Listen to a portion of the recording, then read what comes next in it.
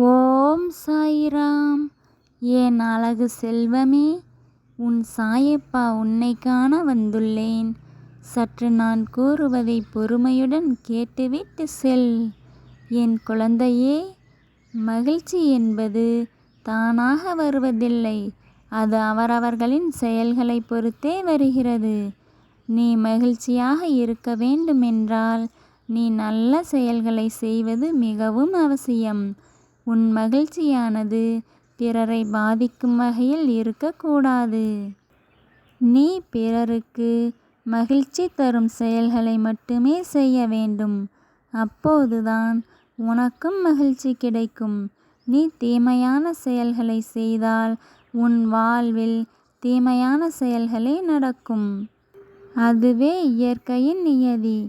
ஆதலால் நீ உன்னால் முடிந்தவரை அனைவருக்கும் மகிழ்ச்சி தரக்கூடிய செயல்களை மட்டுமே செய்ய வேண்டும். இது உன் சாயப்பாவின் அன்பான வேண்டுகோள். இதை பின்பற்றுவாய் என்று முழுமையாக நம்புகிறேன். ஜெய் சாயிராம்.